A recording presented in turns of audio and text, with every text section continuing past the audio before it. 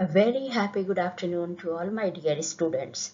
In this video, we will discuss the next type of animal tissue, that is connective tissue. And we focus on meaning of connective tissue, types of connective tissue, location, structure and function of different connective tissues. Last में एक recap लेंगे. What is the meaning of connective tissue? See, connective tissue यानी कि linking, जोड़ने का काम करने वाला, are specialized tissues which provide support and hold the body tissues together. यानी हमारी बॉडी को सपोर्ट देते हैं और जितने बाकी और टिश्यूज हैं उन सब को होल्ड करके रखते हैं. This tissue is made up of small fraction of cells and majority of extracellular substances which keep the cells separated. आपने बेटे एपिथेलियल टिश्यू में क्या देखा कि उसकी जो सेल्स होती हैं उनके बीच में एक्स्ट्रा सेलुलर मटेरियल प्रेजेंट ही नहीं होता, स्पेस ही नहीं होता, तो मटेरियल कहाँ से होगा. बट यहाँ पे आप क्या देखेंगे कि जो सेल्स होती हैं उनके बीच में एक्स्ट्रा सेलुलर सब्सटेंस ज़्यादा अमाउंट में होता है, यानी उसके अंदर सेल्स इम्बेडेड रहती हैं. Right. The two types of cells found in connective tissue. जितने भी टाइप्स के आप कनेक्टिव टिश्यू आगे स्टडी करेंगे उसमें मेनली टू टाइप्स की सेल्स होती हैं. एक तो फाइब्रोसाइट्स, या तो फाइब्रोसाइट्स का दूसरा नाम होता है फाइब्रोब्लास्ट. सेकंड होती हैं fat cells, right, which are fixed cell, यानी वो क्या होती हैं, उनकी डिफ्रेंसिएशन हो चुकी होती है तो फिक्स्ड होती हैं. The extra cellular substance separating the cells is made up of. अब जो एक्स्ट्रा सेलुलर सबस्टांस उनके बीच में प्रेजेंट होता है वो खुद किस किस चीज का बना होता है, थ्री टाइप्स के फाइबर्स का. एंड दीज थ्री टाइप के फाइबर्स कौन कौन से हैं? कोलेजन फाइबर्स, यहाँ इस पिक्चर में आप देख सकते हैं, ये कोलेजन बंडल, कोलेजन फाइबर्स बहुत सारे हैं तो बंडल हो गया है, और एक को हम क्या बोलेंगे, कोलेजन फाइबर. यहाँ पे ये रेटिकुलर फाइबर्स आपको दिखाई दे रहे हैं. एंड थर्ड है इलास्टिक फाइबर्स. दूसरी पिक्चर में देखिए ये क्या है, इलास्टिक फाइबर्स. यहाँ ये देखिए बेटे, ये है आपकी फैट सेल. फैट सेल को हम क्या बोलेंगे, एडिपोसाइट. एडिपोसाइट, ये बीच में ब्लड वेसल्स हैं. कनेक्टिव का नाम है तो ये डिफरेंट टाइप्स के कनेक्टिव टिश्यू यहाँ प्रेजेंट होंगे. बट आपने ये याद रखना है कि इसमें टू टाइप्स के सेल्स होते हैं, fibrocytes and fat cell. Fat cell ये दिख रही हैं, और जो अनादर सेल्स होंगे उनको हम क्या बोलेंगे, फाइब्रोसाइट्स या फाइब्रोब्लास्ट. और जो फाइबर हैं इसके अंदर ये थ्री टाइप्स के होते हैं, जैसे ये कोलेजन हो गया, ग्रे कलर का जो दिखाई दे रहा है, बीच में रेड इलास्टिक दिखाई दे रहा है, इस जगह पे रेटिकुलर आपको नहीं दिख रहा है, रेटिकुलर ये यहाँ इस जगह पे देख लीजिए, पर्पल कलर का जो दिख रहा है दैट इज रेटिकुलर फाइबर्स. तो कनेक्टिव टिश्यू किसको कहेंगे, जो लिंकिंग का काम करता है सारे अदर टिश्यूज को. अदर कौन कौन से हैं, आपने एपिथेलियल टिश्यू किया है, टाइप्स में आपने किया, मस्कुलर टिश्यू किया एंड नर्वस टिश्यू. इन सब की लिंकिंग कौन करता है, कनेक्टिव टिश्यू. राइट. खुद किसका बना होता है, टू टाइप्स की सेल, फाइब्रोसाइट्स और फैट सेल का. बीच में जो एक्स्ट्रा सेलुलर सबस्टांस है वो थ्री टाइप्स के फाइबर्स का बना होता है, collagen, reticular fibre and elastic fibres. आइए अब हम देखेंगे कि जो कनेक्टिव टिश्यू है ये इटसेल्फ कितने टाइप का है. वैसे तो बेटे बहुत सारे टाइप्स का है, बट आपके सिलेबस में 7 टाइप्स के कनेक्टिव टिश्यू दिए हुए हैं. These are blood, bone, ligament, tendons, cartilage, areolar and adipose. Now we will study one by one. First of all, I am going to focus on blood. We all are familiar with blood. सबको पता है ना blood कैसा होता है, red colour का होता है. तो अब हम देखेंगे कि ये ब्लड खुद किन किन चीजों का मिलकर बना होता है. डिफाइन कैसे करेंगे इसको, a fluid that transport oxygen and nutrients to the cell. ऐसा फ्लूइड जो ऑक्सीजन एंड न्यूट्रिएंट्स को सेल तक लेके जाता है, क्योंकि सेल क्या है, हमारी बॉडी की basic fundamental and functional unit है. असली काम जो होएगा वो सेलुलर लेवल पे ही होता है बॉडी के अंदर. And carries away carbon dioxide and other waste products from the cell is called blood. एक ऐसा फ्लूइड जो कि ऑक्सीजन और न्यूट्रिएंट्स को सेल तक लेके जाता है और सेल में जो कार्बन डाइऑक्साइड प्रोड्यूस हुई है सेलुलर रेस्पिरेशन से और जो वेस्ट प्रोडक्ट बने हैं उनको सेल से दूर लेके जाता है, that is called blood. It is flows through the blood vessels. ये ब्लड वेसल आपको दिखाई दे रही है, ये क्रॉस सेक्शन है, डिफरेंट टाइप्स की सेल्स भी इसमें आपको दिख रही हैं। और वो कौन से होते हैं ब्लड वेसल्स जिनमें फ्लो होता है? ये 3 टाइप्स के होते हैं, arteries, veins and capillaries. Arteries oxygen rich blood की ट्रांसपोर्टेशन करती हैं accept pulmonary artery. Veins carbon dioxide mix blood की ट्रांसपोर्टेशन करती हैं एक्सेप्ट पल्मोनरी वेन्स। और कैपिलरीज में दोनों टाइप का ब्लड होता है और ये इन दोनों के कनेक्शन का काम करती है। यानी कि किसी भी ऑर्गन में जो आर्टरीज हैं ऑक्सीजन मिक्स ब्लड लेके जाती हैं, फिर ये आर्ट्रियोल्स में डिवाइड होती हैं, देन ये कैपिलरीज में। तो उस टाइम कैपिलरीज में कौन सा ब्लड हुआ? Oxygen mix. कैपिलरीज में एक्सचेंजिंग होती है गैसेस की भी और न्यूट्रिएंट्स की भी, राइट। फिर उस बॉडी ऑर्गन को प्योर ब्लड दे दिया जाता है और वहां से जो वेस्ट प्रोडक्ट्स है वो प्लस कार्बन डाइऑक्साइड कैपिलरीज में वापस आता है। कैपिलरीज वेन्यूल्स में डालते हैं, वेन्यूल से वेन बनती हैं और वेन उस कार्बन डाइऑक्साइड मिक्स ब्लड को बच्चों हार्ट तक लेके आता है। हार्ट से पल्मोनरी आर्टरी के थ्रू लंग्स में पहुंचता है और वहां से एक्सेलेशन में कार्बन डाइऑक्साइड को बॉडी से बाहर निकाल दिया जाता है और बदले में ऑक्सीजन रिच ब्लड को ले लिया जाता है। तो जो एक्सचेंजिंग का काम होता है वो सारा कैपिलरीज में होता है हर बॉडी ऑर्गन में। अब ये देखें कि जो ब्लड है उसके मेन कंपोनेंट क्या क्या है, that is plasma and blood cells. हमारा जो ब्लड है उसमें 2 चीजें मेन होती हैं बेटा।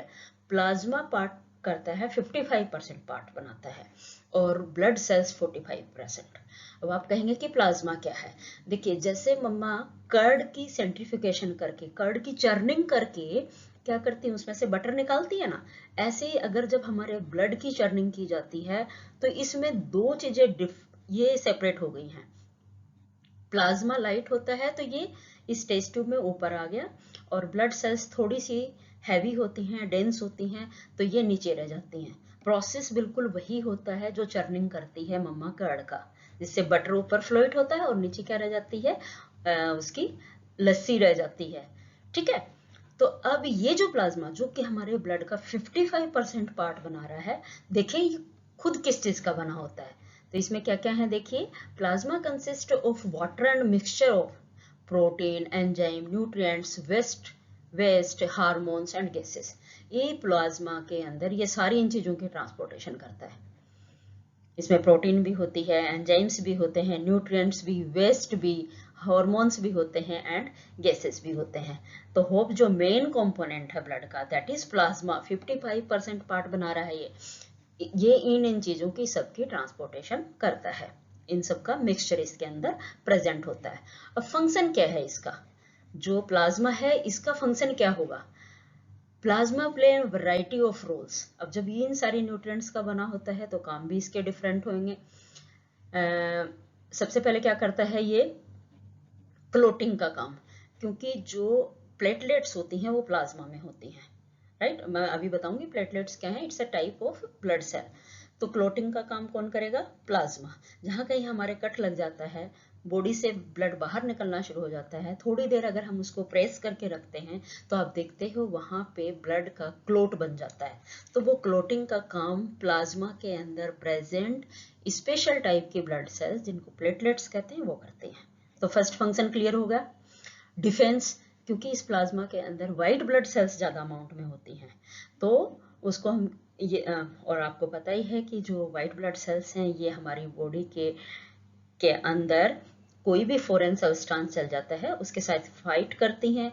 अगर तो वो स्ट्रॉन्ग है हमारी व्हाइट ब्लड सेल्स तो फॉरेन सब्सटेंस को किल कर देती हैं, अगर वो वीक है तो फिर हम आने वाले इन्वेडर्स की चपेट में आ जाते हैं और हम बीमार पड़ जाते हैं। Transport carbon dioxide and digested fat molecule. तो जो 3 हमारे मेन न्यूट्रिएंट्स होते हैं बेटे, कार्बोहाइड्रेट, फैट एंड प्रोटीन, तो इनका ट्रांसपोर्टेशन मेन किसका करेगा? प्लाज्मा, फैट मॉलिक्यूल्स का। तो होप यहाँ तक इस स्लाइड का सारा कंटेंट आपको क्लियर हो गया होगा। ब्लड में से प्लाज्मा और जो ब्लड सेल्स हैं वो सेपरेट की जाती हैं by the process of centrifugation. Separating method आपने सेकंड चैप्टर में किया था, तो उससे इनको सेपरेट कर लिया जाता है। अब सेकंड कंपोनेंट क्या रह गया है? Blood cell. चलो नेक्स्ट स्लाइड में हम देखते हैं blood cell. Blood cells 3 types की होती हैं बेटे। रेड ब्लड सेल्स, शॉर्ट में क्या बोलेंगे हम इसको? RBC. White blood sales, short में इसका नाम हो जाएगा डब्ल्यूबीसी। एंड प्लेटलेट्स, थर्ड कौन सी है? प्लेटलेट्स।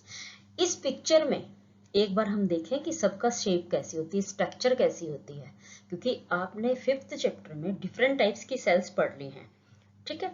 तो जो हमारी आरबीसीज हैं ये बिल्कुल प्लेट लाइक दिख रही हैं, डिस्क लाइक स्ट्रक्चर होती है, पूरी रेड कलर की हैं। तो व्हाइट ब्लड सेल्स, इसका बड़ी पिक्चर इधर दिखाई देगी। आजकल एक कुछ वायरस है जिसकी स्टार्टिंग की जो स्ट्रक्चर थी वो हमारी व्हाइट ब्लड सेल जैसी थी। एनवायरनमेंट में ज्यादा ही आया हुआ है ना कोरोना वायरस, उसकी स्ट्रक्चर इससे मिलती जुलती सी है। तीसरी है प्लेटलेट्स, ये देखिए, तो ये बाहर इसके स्पाइक से बने हुए हैं, यानी ये क्लोटिंग बहुत जल्दी कर लेती है। तो तीनों टाइप की सेल्स क्लियर होगी आपको। आरबीसी डिस्क लाइक स्ट्रक्चर है, white blood sales spherical structure है, और इसकी इर्रेगुलर स्ट्रक्चर होगी प्लेटलेट्स की। तीनों की शेप क्लियर। अब क्वेश्चन ये आता है कि ये तीनों ब्लड सेल्स बनती कहाँ हैं? ये देखो इस पिक्चर में आपको दिख रहा होगा, ये बोन के अंदर एक कैविटी होती है, उस कैविटी में ये बोन मैरो प्रेजेंट है, और उस वहां पे इन तीनों ब्लड सेल्स की प्रोडक्शन होती है। क्लियर? ओके।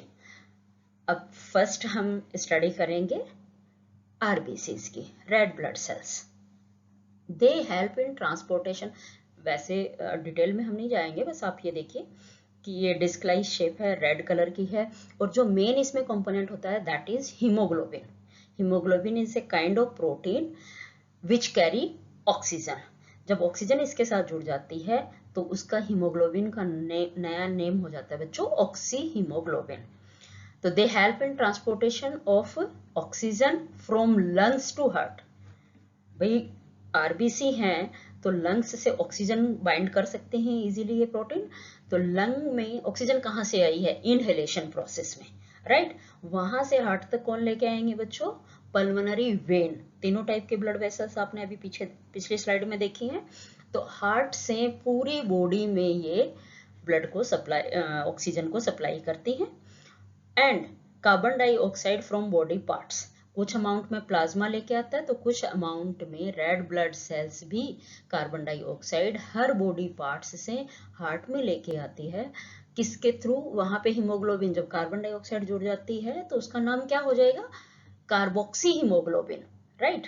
और फिर वहां से कार्बोक्सी हीमोग्लोबिन मिक्स्ड ब्लड कहाँ, मतलब उसके अंदर जो बना हुआ है तो वो कहाँ जाएगा? लंग्स में।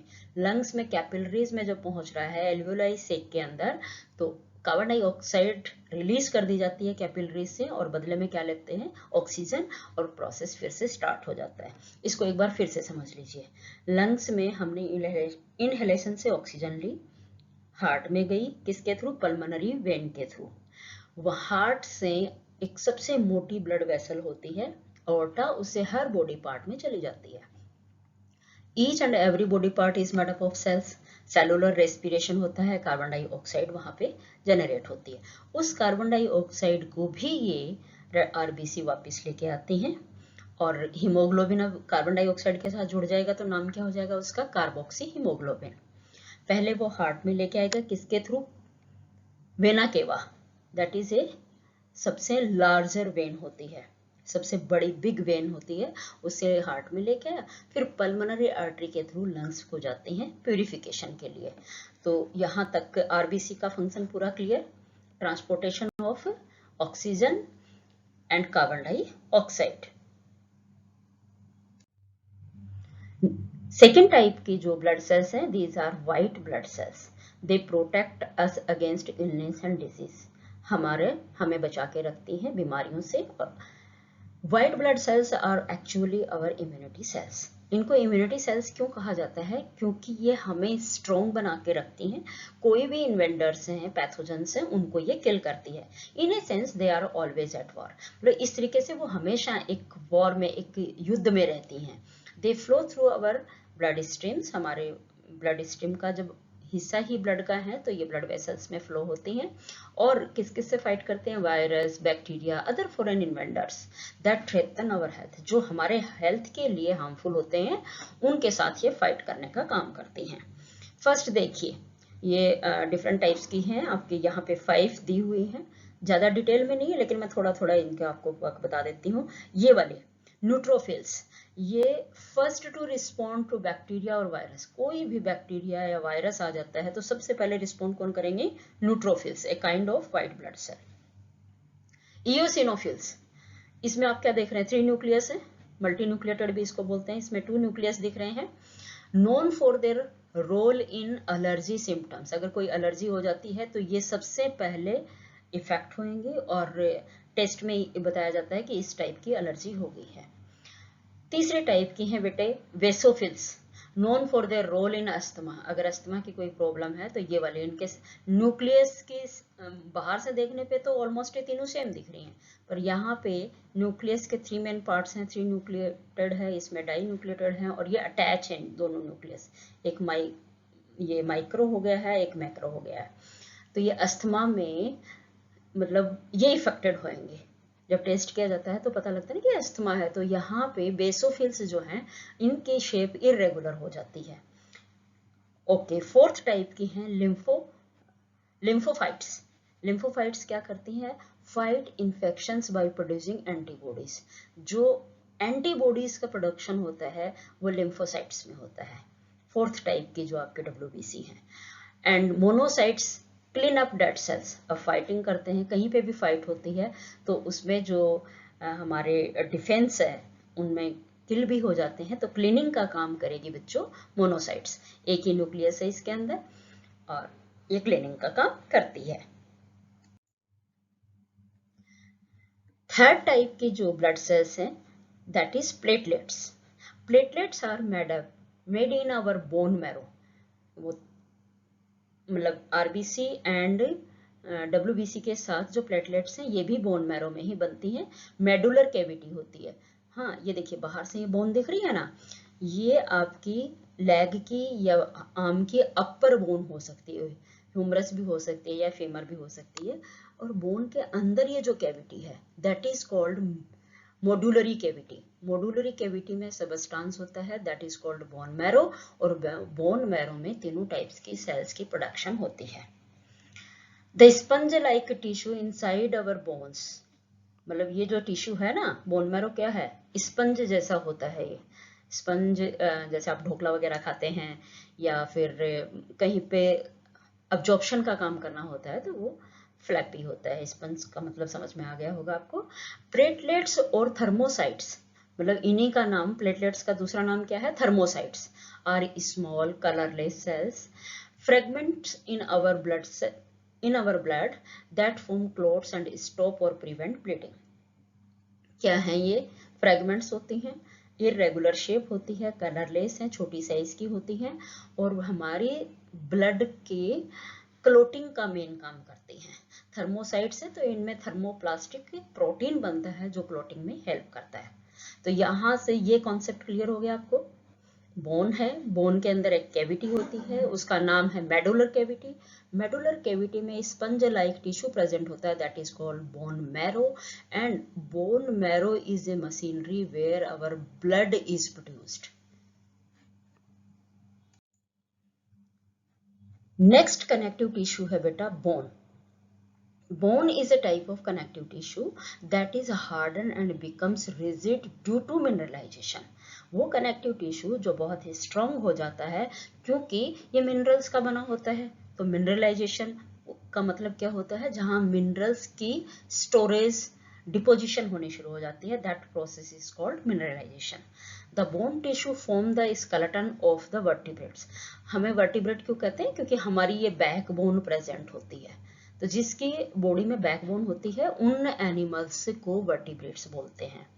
तो हमारे ये पूरा कंकाल तंत्र कौन बनाते हैं बच्चों? Bones, right. बोन सेल्स का नाम क्या होता है? ओस्टियोसाइट्स।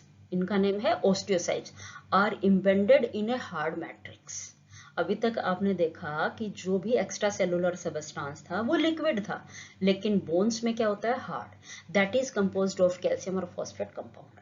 तो जो ये हार्ड सब्सटेंस है इसके अंदर एक्स्ट्रा सेलुलर मैट्रिक्स जो है किसका बना होता है? कैल्शियम और फॉस्फेट कंपाउंड्स का बना होता है। एक मिनट यहाँ पे देख लीजिए, अलग अलग टाइप्स की बोन्स आपको दिखाई गई हैं। लॉन्ग बोन ह्यूमरस किसकी है? ये हमारी अपर आर्म की बोन होती है। यहाँ पे ये कार्पल्स दिख रहे हैं जो हमारे हैंड की बोन होती हैं। एंड ये इररेगुलर शेप की वर्टिब्रा कहाँ है? ये बैक बोन में प्रेजेंट होती हैं, ठीक है। फ्लैट बोन ये इलियम में प्रेजेंट होती हैं, राइट। और ये है आपकी पेटिलिया जो जॉइंट्स पे प्रेजेंट होती हैं। इस जगह पे देखिए नीज के पास प्रेजेंट होती हैं। और ये पूरा का पूरा ऊपर क्या होता है? ये स्कल होता है। एक बार हम देखते हैं बोन सेल का स्ट्रक्चर। ये भी इरेगुलर स्ट्रक्चर दिख रहा है, और इस मतलब ये बोन का क्रॉसवर सेक्शन है। बोन सेल ये बाहर है, ये देखिए बोन मैरो के अंदर ये बन रहा है बोन सेल। अब इस रीजन का क्रॉस सेक्शन ये यहाँ दिखाया हुआ है, ठीक है। बोन मैरो दिख रहा है ना सेंटर में, और ये बाहर क्या है? आपकी बोन है, व्हाइट कलर की है। किसकी वजह से? क्योंकि ये कैल्शियम और फॉस्फेट्स के कंपाउंड की बनी होती है। नेक्स्ट कनेक्टिव टिश्यू आता है बच्चों ligaments, a type of connective tissue by which two bones can be connected to each other is called ligament. वो थ्रेड्स, वो फाइबर जिसके थ्रू टू बोन्स, ये अपर बोन है ये लोअर बोन है, इनसे ये वाला जो दिख रहा है जॉइंट का काम कर रही हैं, ठीक है। अगर मान लो कहीं कपड़ा फट जाता है तो मम्मी क्या करती है? नीडल और थ्रेड लेके थ्रेड की हेल्प से उसको ज्वाइन कर देती है। तो जो नेचुरली हमारी यहाँ पे ये थ्रेड का काम कौन कर रही है? Ligament, okay. This tissue is very elastic, it has considerable strength. Ligament contains a very little matrix and connect bone with bone. Function क्या होगा? इसके अंदर मैट्रिक्स बहुत कम होता है, सेल्स ज्यादा होती हैं, और ये एक बोन को दूसरी बोन से जोड़ने का काम करती हैं। क्लियर? लिगामेंट का कोई डाउट? इलास्टिक नेचर के होते हैं, इनमें मैट्रिक्स बहुत कम होता है, सेल्स ज्यादा होती हैं, एंड ये एक कनेक्शन का काम करती है टू बोन्स के बीच में। तो लिगामेंट का स्ट्रक्चर क्लियर। जहां जहां हमारे जॉइंट्स हैं बॉडी में, वो जॉइंट आपस में किससे जुड़े हैं बेटा? लिगामेंट से। Next type of connective tissue is tendons. अगला कौन सा है? Tendons. Tendons connect muscles to bone. Connection का काम तो कर ही रहे हैं। Tendons are fibrous tissues with great strength but limited flexibility. Strong होते हैं लेकिन इनमें फ्लेक्सिबिलिटी कम होती है, और ये मसल्स को बोन से, जैसे ये बोन है, ये यहाँ पे बोन है और ये मसल है, तो मसल को बोन से जोड़ने का काम इन दोनों के बीच में कौन प्रेजेंट है? ये टेंडन। याद रहेगा, सबसे सेंटर में हमारे बॉडी में क्या होती है बच्चों? बोन। उसके बाद ये क्या आती हैं? मसल्स, और मसल्स के बाहर क्या होती है? स्किन। तो ये तीन मेन चीजें हैं जो आपने ध्यान में रखनी है। Next type of connective tissue is cartilage. Cartilage has widely spaced cell. मतलब उनकी सेल्स के बीच में बहुत ज्यादा स्पेस होता है। ये देखो ये स्पेस प्रेजेंट है सेल्स से। सेल्स भी ऑलमोस्ट ये आरबीसी से मिलती जुलती आपको दिखाई दे रही है। वो पूरी रेड कलर की है लेकिन ये बीच में व्हाइट कलर की होती है। The solid matrix is composed of the protein and sugar. अब इसका जो मैट्रिक्स है, इसका जो फ्लूइड है, वो किसका बना है बेटा? प्रोटीन एंड शुगर का बना होता है। Cartilage smoothen bone surfaces eight joint and is also present का हम बाद में देखेंगे। आप देखिए ये जॉइंट है, ये हमारी नी का दो जॉइंट दिया हुआ है, तो यहाँ पे जो ये व्हाइट कलर के स्मूथ बोन जिसको हम बोलते हैं, बहुत ही फाइन बोन होती है, इसको हम बोलते हैं कार्टिलेज। ये बोन है, ये बोन है, बीच में जॉइंट किससे हैं? ये लिगामेंट से। लेकिन ये जो व्हाइट कलर ऊपर से थोड़ा येलोइश दिख रही है, यहाँ पे व्हाइट है, तो व्हाइट जो है that is the cartilage. Okay, और कहाँ कहाँ प्रेजेंट है बेटा? ये नोज में, ये नोज में प्रेजेंट है। ईयर सॉफ्ट होते हैं ना, जिसको हम फोल्ड कर सकते हैं, मतलब है बोन है ये, ये बोन ही होती है, कार्टिलेज। ट्रेकिया के अंदर भी ये देखो कार्टिलेज की रिंग होती हैं, जो हमारी ट्रेकिया जो ट्यूब्यूल्स है, मतलब हमारी विंड पाइप है, उसको कोलैप्स होने से प्रिवेंट करते हैं। We can fold the cartilage of ear, ear के भी फोल्ड कर सकते हैं, नोज की टिप को भी हम फोल्ड कर सकते हैं, और ये ऑटोमेटिक। ठीक है, तो यहां तक मेरे ख्याल में क्लियर हो गया होगा। नेक्स्ट टाइप का areolar connective tissue, A connective tissue which is found between the skin and muscles, जोड़ने का काम कर रहा है तो मसल्स को और स्किन को। अभी मैंने बताया था आपको कि सेंटर में होती हैं बोन्स, उनके बाद मसल्स, और सबसे बाहर कौन होती है, स्किन। उन दोनों को जोड़ने का काम कौन करेगा, एरियोलर टिश्यू। तो कहाँ प्रेजेंट है ये, स्किन और मसल्स के बीच में। मसल और बोन को किसने जोड़ा था, टेंडन्स ने। तो यहाँ पे स्किन और मसल्स को जोड़ेगा एरियोलर कनेक्टिव टिश्यू। और कहाँ प्रेजेंट है ये, around blood vessels, nerves and in the bone marrow. Bone marrow में भी एरियोलर टिश्यू प्रेजेंट होता है। It fill the space inside the organ, जो अंदर के हमारे इंटरनल ऑर्गन्स होते हैं उनके बीच में जो खाली स्पेस होता है वो भी इसी से फिलिंग होती है। Support internal organs and help in repair of tissue, अंदर के जो ऑर्गन्स हैं उनकी रिपेयरिंग का काम भी करता है और उनको सपोर्ट भी करता है। Is called areolar tissue. तो होप कि आपको एरियोलर टिश्यू की डेफिनेशन आ गई। सपोर्ट कर रहा है, स्किन और मसल्स के बीच में प्रेजेंट है। तो लोकेशन तो यहीं से डेफिनेशन से आपको क्लियर होगी कहाँ प्रेजेंट है, बिटवीन मसल्स एंड स्किन्स, और नर्व्स के चारों तरफ होती है और इंटरनल ऑर्गन्स के चारों तरफ, ब्लड वेसल्स के आउटर साइड में भी एरियोलर टिश्यू प्रेजेंट होता है। स्ट्रक्चर देख लेते हैं इसका। This tissue is made up of collagenous, elastic and reticular fibres. जो स्टार्टिंग में हमने बात की थी कनेक्टिव टिश्यू में, तो ये तीनों टाइप के फाइबर्स जो हैं एक्स्ट्रा सेलुलर सब्सटेंस में प्रेजेंट थे। कौन कौन से हैं वो, कोलेजिनस, इलास्टिक एंड रेटिकुलर। एक्चुअली ये किसके पार्ट हैं, एरियोलर के, right. Fibres along substance with ground, ठीक है। तो ये तीनों टाइप्स के जो फाइबर्स हैं वो एरियोलर टिश्यू में प्रेजेंट हैं। फंक्शन क्या करेगा, कुशनिंग सराउंडिंग ऑर्गन, ऑर्गन्स के बाहर कुशन का काम करता है। जैसे हम पिलो के अंदर कॉटन भर देते हैं तो कॉटन किसका काम कर रही है, कुशनिंग का कर रही है। तो ऐसे हमारी बॉडी के अंदर कुशनिंग का काम कौन कर रहा है, areolar. Connecting between tissues and supporting blood vessels, एक तो कुशनिंग का काम कर रहा है और डिफरेंट टिश्यूज को कनेक्ट करने का काम कर रहा है, और थर्ड ब्लड वेसल्स को सपोर्ट करता है। नेक्स्ट कनेक्टिव टिश्यू है बेटा adipose tissue, fat storing tissue found below the skin, skin के नीचे होता है ये और फैट की स्टोरेज का काम करता है। बिटवीन इंटरनल ऑर्गन्स, और इंटरनल जो हमारी बॉडी के ऑर्गन्स हैं जैसे लीवर है, स्टमक है, स्मॉल इंटेस्टाइन, उनके बाहर भी ये प्रेजेंट होता है। The cells of this tissue are filled with fat molecule, इस टिश्यू की ये सेल देखिए, ये सारी किससे भरी हुई है, फैट इसमें ज्यादा होता है। एडिपोज का मतलब ही फैट है, ठीक है। Is act as an insulator, insulator का मतलब क्या है, ये हमें सर्दी और गर्मी से बचा के रखता है। एक बार ये देखिए, मैंने आपको बताया था कि जो हमारा एपिथेलियल टिश्यू में आपको 3 पार्ट्स मैंने बताए थे स्किन के, epidermis, dermis and hypodermis. Hypodermis के नीचे जो ये येलो कलर का प्रेजेंट है, ठीक है, दैट इज एडिपोज टिश्यू।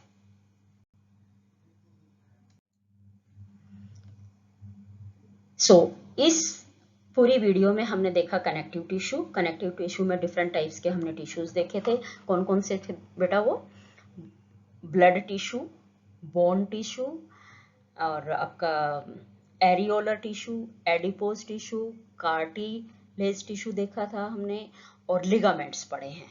तो मैं उम्मीद करती हूँ कि सारा आपको अच्छे से क्लियर हो गया होगा। Thank you.